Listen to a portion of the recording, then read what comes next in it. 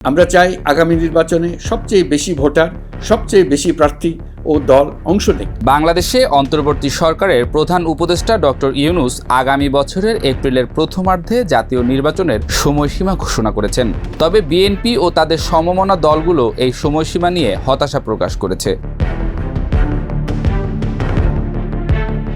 যদিও শেষ পর্যন্ত সব দল এই সময়সীমা মেনে নেবে বলেই ধারণা করা হচ্ছে, তবে নির্বাচনকে অংশগ্রহণমূলক, অন্তর্ভুক্তিমূলক এবং গ্রহণযোগ্য করে তুলতে সরকারকে আগামী 10 মাসে একাধিক বড় চ্যালেঞ্জ মোকাবিলা করতে হবে বলে একটি প্রতিবেদন প্রকাশ করেছে বিবিসি বাংলা।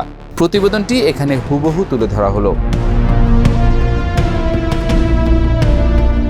রাজনৈতিক ঐক্যমত ছাড়া এই অল্প সময়ে ভোটার তালিকা চূড়ান্ত করা, নির্বাচনী এলাকার সীমানা নির্ধারণ সহ বেশ কিছু জটিল প্রশাসনিক কাজ শেষ করা নির্বাচন কমিশনের জন্য বড় চ্যালেঞ্জ হয়ে দাঁড়াবে। এই ঈদে জামা জুতো অ্যাক্সেসরিজের ডিসকাউন্ট।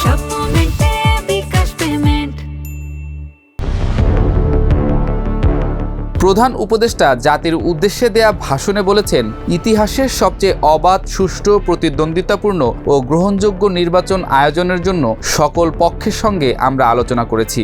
যদিও প্রধান উপদেষ্টার ঘোষিত নির্বাচনের সময়সীমাই বিতর্কের মুখে পড়েছে।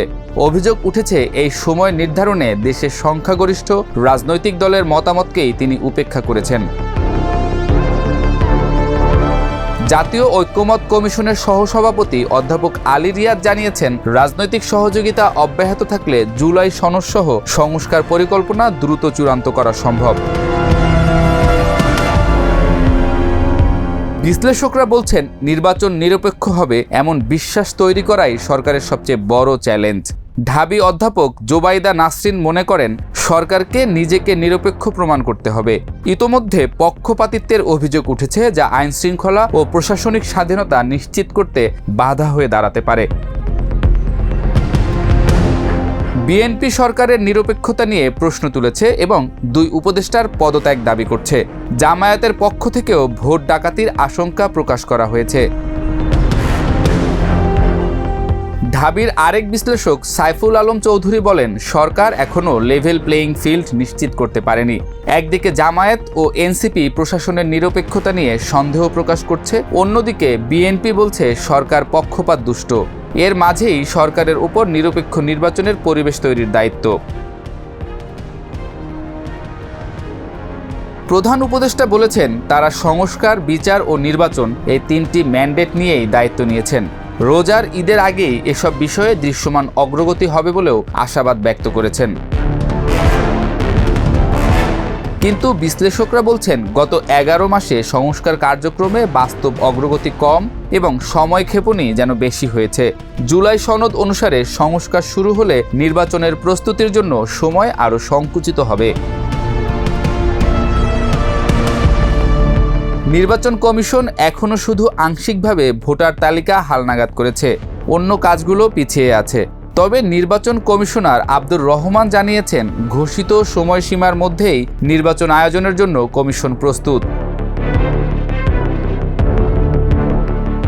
সম্প্রতি ঢাকায় জাতিসংঘের আবাসিক প্রতিনিধি গোয়েন লুইস স্পষ্ট করে বলেছেন, অন্তর্ভুক্তিমূলক নির্বাচন বলতে তারা রাজনৈতিক দল নয়, সব ভোটারের অংশগ্রহণ বোঝেন।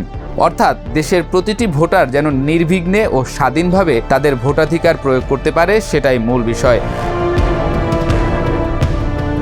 তবে বাংলাদেশের অতীত অভিজ্ঞতায় দেখা গেছে, বিভিন্ন গ্রহণযোগ্য নির্বাচনে আওয়ামী লীগের ভোট প্রাপ্তির হার ছিল 30 থেকে 40%।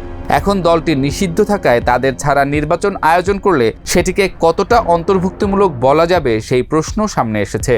বিশ্লেষকদের মতে এই গুরুতর চ্যালেঞ্জ মোকাবিলা করতে হবে অন্তর্বর্তী সরকারকেই।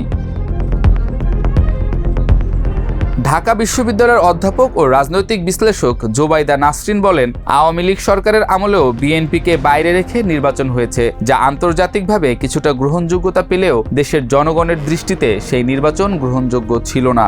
তিনি মনে করেন, একই ভুলের পুনরাবৃত্তি হলে জনগণের আস্থার জায়গা আরও দুর্বল হতে পারে। আগামী রোজার ঈদের মধ্যে সংস্কার ও বিচারের বিষয়ে আমরা একটি গ্রহণযোগ্য জায়গায় পৌঁছতে পারব বলে বিশ্বাস করি।